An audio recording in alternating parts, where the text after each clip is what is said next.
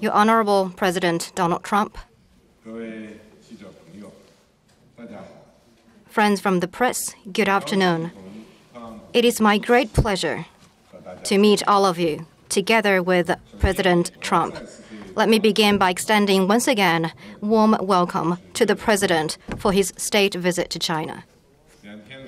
Yesterday and earlier today, the President and I have had in-depth discussions on China-U.S. relations and major international and regional issues of mutual interest. We reviewed the important progress made in the relationship since we met at Mar-a-Lago, and we discussed how to further move forward the relationship in the months ahead in great depth, and we reached a series of new and important consensus. Our meeting is constructive and productive. I shared with the President the policies adopted at the 19th Party Congress. I conveyed China's firm commitment to deeper reform, greater opening up, and a path of peaceful development, and China's desire to expand converging interests with other countries and promoting coordination and cooperation among major countries. President Trump shared with me his domestic reform agenda and foreign policy priorities.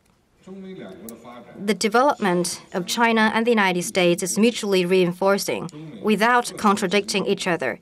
Our respective success serves the common interests of both countries.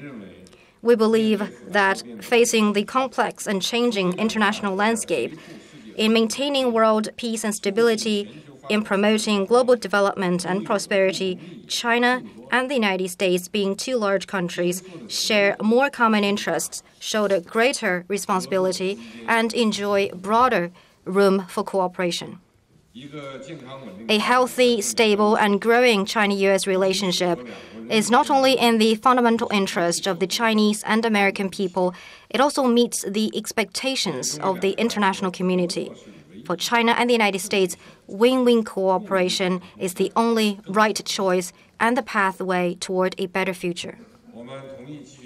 We agreed to keep in close touch through mutual visits, meetings, phone calls, and correspondence, with a view to having timely communications on major issues of shared interest. We agreed to make the most of the diplomatic and security dialogue, comprehensive economic dialogue, social and people-to-people dialogue, and law enforcement and cybersecurity dialogue, 4 high-level dialogue mechanisms, and work together for greater results out of these dialogues. We believe that China and the United States are the two largest economies and important engines of global economic growth. We need to further expand trade and investment cooperation, strengthen macroeconomic policy coordination, pursue healthy, stable, and dynamically balanced economic and trade relations. It is necessary to formulate and launch economic cooperation plan for the next phase, to have continued in-depth discussion on trade imbalance, export restrictions, investment environment, market openness, and other issues, and work to support practical cooperation in energy, infrastructure, Belt and Road Initiative, and other areas.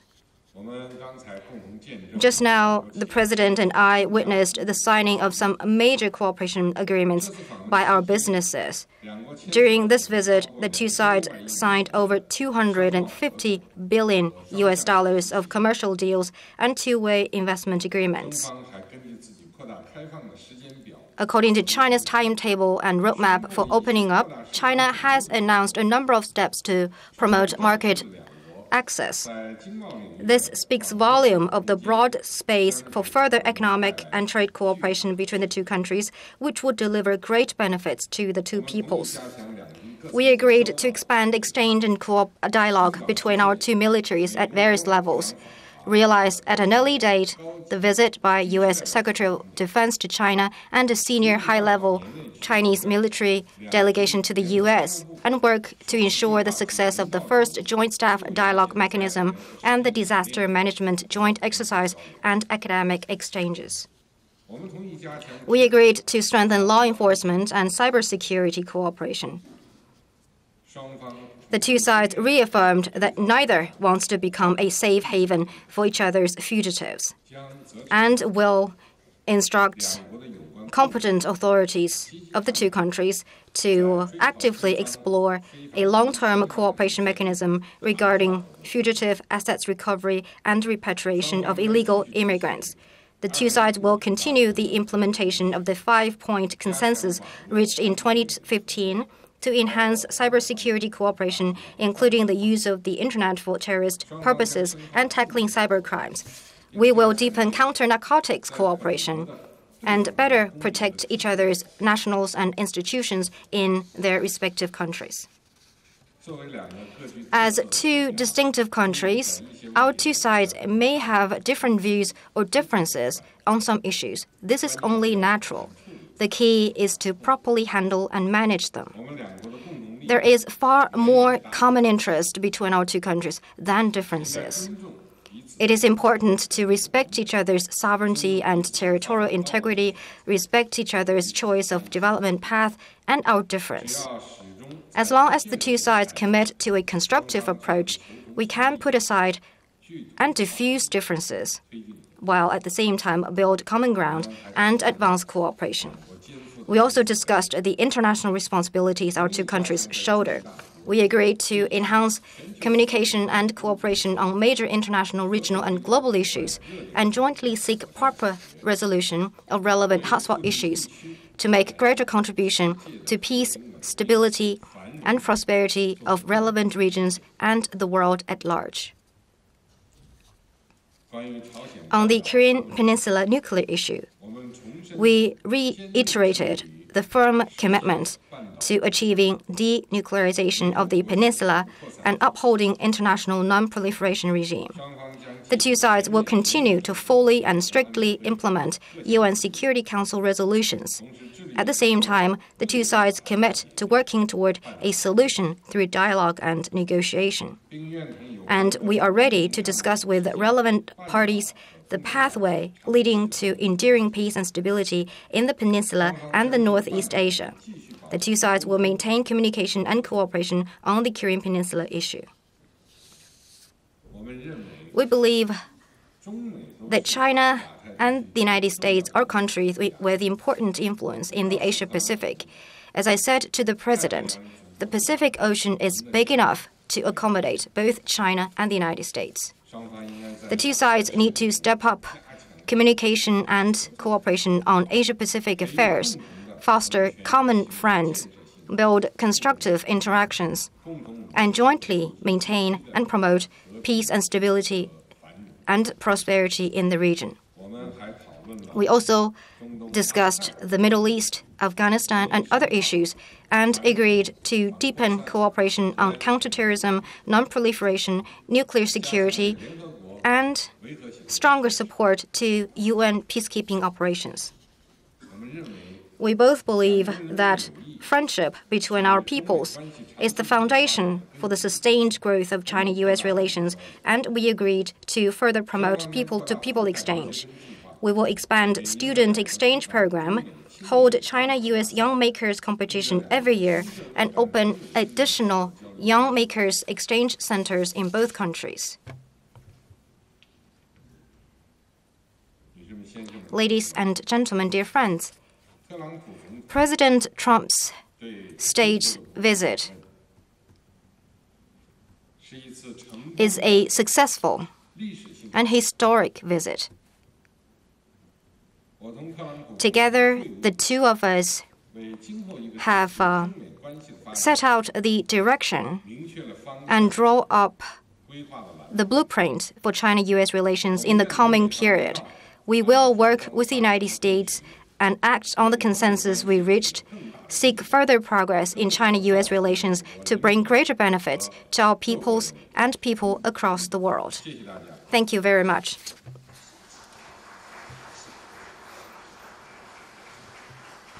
Thank you very much, Your Excellency. Now, President Trump, you have the floor. Thank you. President Xi, I want to thank you for that incredible welcoming ceremony earlier this morning. It was truly memorable and impressive and something I will never forget. Melania and I are honored to visit your country with its ancient history, dynamic people, and thriving culture. I also want to thank you and Madam Ping for a tour that was given to us yesterday of the very majestic Forbidden City. Your people are proud of who they are and what they have built together. And your people are also very proud of you. I want to congratulate you on the recent and very successful 19th Party Congress. Perhaps now more than ever, we have an opportunity to strengthen the relationship between our two countries and improve the lives of our citizens as long as we stand together with others, if necessary, against those who threaten our civilization. That threat will never happen. It doesn't even have a chance. As I said in my address yesterday in Seoul, the entire civilized world must unite to confront the North Korean menace. And the entire world is watching us right now. Today, President Xi, we discussed our mutual commitment to the complete denuclearization of North Korea.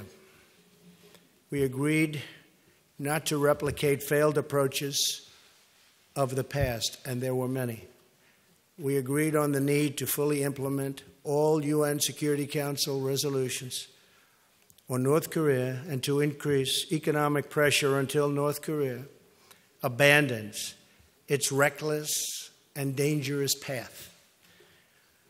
All responsible nations must join together to stop arming and financing and even trading with the murderous North Korean regime. Together we have in our power to finally liberate this region and the world from this very serious nuclear menace. But it will require collective action, collective strength, and collective devotion to winning the peace. In order to create a more secure future for all and to protect our citizens from extremism and terrorism, President Xi and I also committed to working toward a peaceful future for Afghanistan. Terrorists are a threat to all of humanity, and we will stop radical Islamic terrorism. The United States and China also face many challenges within our borders. Every year, drug trafficking destroys millions and millions of lives. Today, President Xi and I discussed ways we can enhance coordination to better counter the deadly drug trade and to stop the lethal flow of poisonous drugs into our countries and into our communities. A special emphasis will be placed on the new phenomena, fentanyl, destroying lives by the millions. We're going to be focusing on it very strongly, the President and myself. In addition to improving the safety and security of our citizens, President Xi and I discussed improving our economic relationship. We want a vibrant trade relationship with China. We also want a fair and reciprocal one. Today, I discussed with President Xi the chronic imbalance in our relationship as it pertains to trade and the concrete steps that we'll jointly take to solve the problem of the massive trade distortion. This includes addressing China's market access restrictions and technology transfer requirements, which prevent American companies from being able to fairly compete within China. The United States is committed to protecting the intellectual property of our companies and providing a level playing field for our workers. At the same time, our relationship with you and China is a very important one to me and to all of the people of our country. And just by looking at the tremendous, incredible job-producing agreements just signed by those major companies, we're off to a very, very good start. As part of our commitment to regional stability and peace, the United States also continues to advocate for reforms that advance economic freedom, individual rights, and the rule of law. The United States, working with China and other regional partners, has an incredible opportunity to advance the cause of peace, security, and prosperity all across the world. It's a very special time, and we do indeed have that very, very special opportunity. A great responsibility has been placed on our shoulders, President. It's truly a great responsibility. And I hope we can rise to the occasion and help our countries and our citizens reach their highest destinies and their fullest potentials. I want to thank you. Again, you're a very special man for your gracious hospitality. I send my warmest regards to your citizens. I honor their heritage and celebrate their great, great possibilities and potential for the future. In the coming months and years, I look forward to building an even stronger relationship between our two countries, China and the United States of America, and even closer friendships and relationships between the people of our countries. Mr. President, thank you very much. Thank you.